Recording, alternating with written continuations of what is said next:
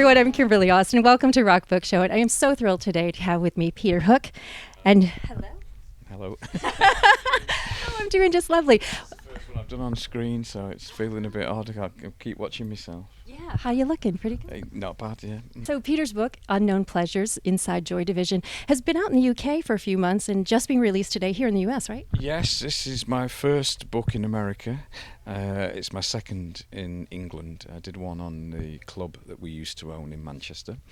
So I'm a bit of an old hand authordom, and I must admit that it does have a gravity that being a musician doesn't have. I know that if my mother were alive, she would be very happy at me being an author, much more so than she ever was at me being a bass player. Well, I wanted to ask you about your mom, because you have this lovely picture of your mom and your Aunt Jean in the beginning. Yeah, I mean, she was a very, very strong woman, and she did take on a lot, and she managed to turn out 3 wonderful boys. So yeah, I'm very proud of her.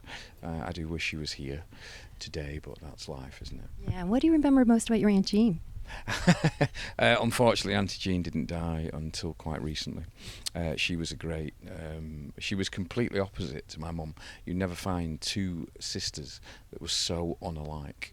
My mother was very serious, very dour, and my Auntie Jean was completely the opposite. She didn't give a monkey's about anything, and she lived life as flippantly as she possibly could. They really were so different. So no, it was nice. I mean, it's nice to have such strong characters in your life, because it really is about mentoring and being inspired by people like that. So I'm very happy. It makes me really happy, actually, every time I open a book to sign it.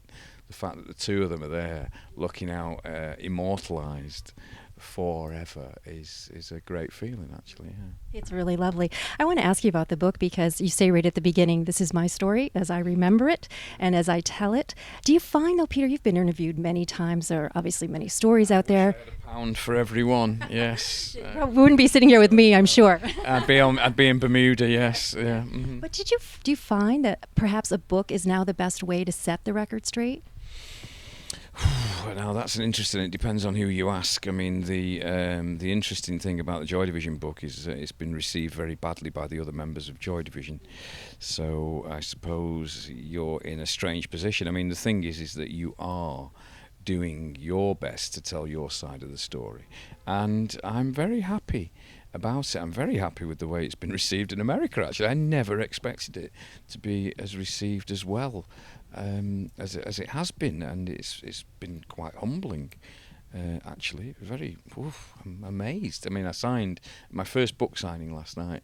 I probably signed more books than I have done in all the others that I've ever done. So yeah, I mean, I love America and I love Americans, and it's been great. And maybe the one thing, and I noticed that a lot of Americans have actually mentioned it, that we were on the eve of coming to America for our first tour as Joy Division, and that was cruelly snatched away from us all. And it seems to strike a chord with people in America, that they just missed out. And it's funny. I mean, I play the Joy Division music now. And I remember being in San Francisco and at the sound check, and there was a guy there, and he came over to me and he said, "Have you seen this?" And it was a ticket to see Joy Division in 1980. And he said to me, "I've had this ticket for 30 years." And afterwards, the same guy was outside, and he said to me, and it was a wonderful, wonderful compliment, he said to me, it was worth the wait. We're actually not far from where your New Order played some of their first New York shows as well, if I'm not mistaken. I mean, New Order, quickly, all of us adopted New York, and we actually spent a lot of time here, thanks to a very good friend of ours called Arthur Baker, who had Streetwise Records. It was very important in our early career. We spent a lot of time in New York and had a fantastic time doing it. We really did. And there's a huge line outside of the Strand Bookstore for you tonight. I have to ask you, because I have some friends who are college-age kids, and they love Joy Division and New Order, and not in a nostalgic way. They've really adopted the music as their own. Yeah, I mean, when I started playing the music again in 2010, I did sort of think that the audience would be a load of fat old blokes like me.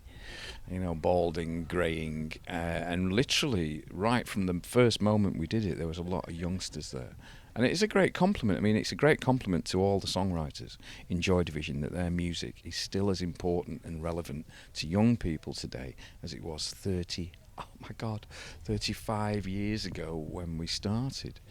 And that is a wonderful, wonderful compliment, that people pay you.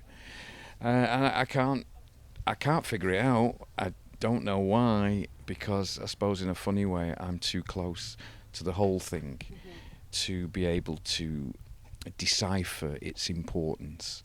What I did with the book was that I always felt that Joy Division's image was portrayed very cold, stark, very gothic, very intense, and I never felt it was all like that. It wasn't all like that. I wanted to show that we were human, that we were funny, that we were stupid, and in a way let people know that we were just like you, like everybody else.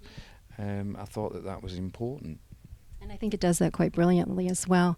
And I also want to ask you, I know we're kind of quick on time, but has anyone asked you a question that has maybe changed your perspective about Joy Division or made you go back and look at it again? People ask me different questions all the time, and it's what makes life interesting. God, I've been talking about Joy Division and living with Joy Division for 35 years. It's a hell of a long time. So a lot of things don't surprise me about it. My life has been very surreal. So if something happens that's a bit weird, then it sort of fits in very, very well with the rest of it, So no, I mean, it's still amazing to think that the power that 4 people can generate when they just plug in a few instruments, strike a few chords. It really is a gift, from God, the way that you can communicate people without saying anything. And is there something to be said also, Peter, for waiting to a certain age in your life to write a book like this, to gain a little perspective and maybe even some clarity, or finally it makes sense? No, I don't. I'm waiting for things to make sense. That will be a wonderful moment when everything makes sense. I don't know. It's things happen for a reason. When New Order was together, it felt quite okay to ignore everything to do with Joy Division, and literally you didn't do much outside of New Order, and if you did try and do anything, it was frowned upon in an odd way. Once New Order split up in 2006 and I was outside, it did strike me as odd that we never celebrated anything particularly to do with Joy Division, and we were very insular. Once I was outside, my life did open up, and I started doing a lot of things. I do a lot of things, and telling the stories, I suppose, seems quite natural now. I did the Hacienda story, which was the club that we had in Britain, which was a fascinating story. I did that because I was inspired by doing the sleeve notes to a compilation CD, and my mate, who's an American soldier, actually, journalist, suggested I do a book. I'd never thought about it before. Are there more books then? Yeah, I've got a couple. I sort of have to think about it as a career. I haven't got enough money to retire, so I do have to work for a living. I've really enjoyed doing the Joy Division book. I really enjoyed doing the Hacienda book, and I will be doing a New Order book. I wasn't going to, but after what the rest of the lads did to me in the past year, I thought, yeah. I thought I owe it to myself to tell that story as well in my own words.